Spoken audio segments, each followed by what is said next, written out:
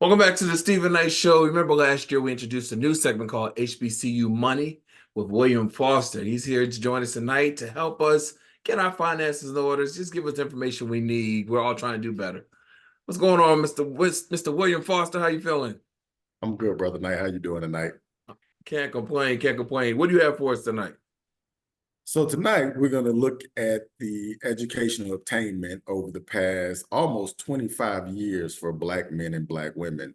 The statistic is that since the year 2000, Black women who have a degree, a bachelor's degree or greater, has risen from 15.4% to almost 28%, a little over 28%. And for Black men, that number is about 13.4% in the year 2000 to just over 22%.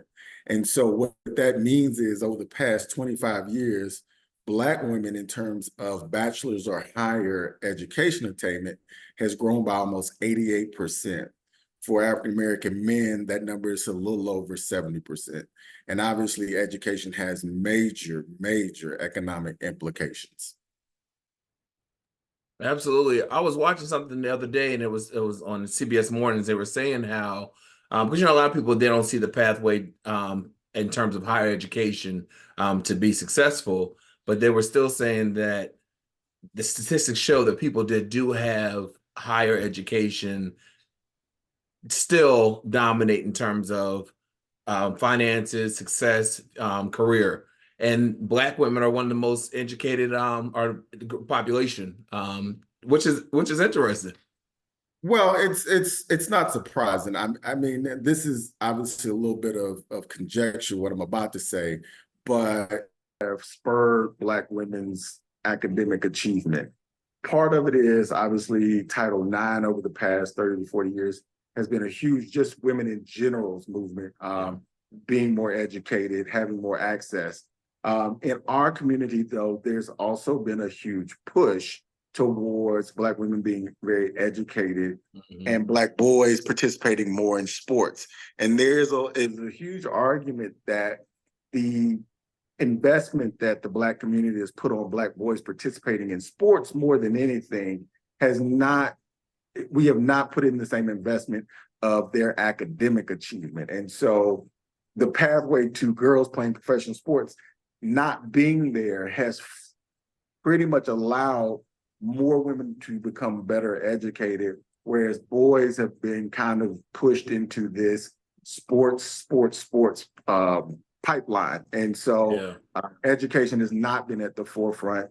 And then obviously you have the systemic issues that play a part in that as well. That's true. That's true. I mean, we have Black female billionaires in this country. Oprah Winfrey, but she's not even the richest. No, well, so in terms of the billionaire situation, there's this argument right now in our community of is higher education worth it?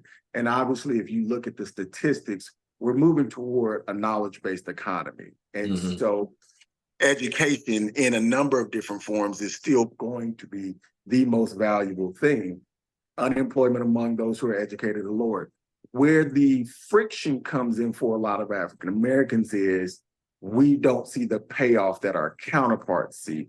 And a large part of that is we don't build companies. And so what you see in other groups is more getting educated, starting companies, whereas we get educated and go get jobs. And so there's a difference in the payoff ultimately of what that education does, and then what the knock-on effects economically it will do for a community. So obviously you have companies like Google that were started on college campuses that people don't realize. And those things obviously create a knock-on effect of jobs upon jobs for the community. So there's some nuance in that conversation about whether higher education is worth it, that we have to discuss as well. But being educated and getting more African American men educated is vital. And there's a number of different pathways to that education, but it is one of those things that we definitely need economically to look at if we want to see our community improve in that space. Absolutely. And then I think about the other challenges that you have once you get into those the higher level in your career, some of the politics around that. It's interesting. Nikki Haley was saying this country has never been racist, but we see the effects of the racism that was in this country or is in this country as you get into corporate America and you try Sure. to uh, rise within the organizations. Yeah. So yeah, Well, that goes back to we have to distinguish when we say corporate America, right? And when we say private sector. There is an African American corporate America. We don't yeah, think about it in that way, but right, there are Black companies that are private and owned by us.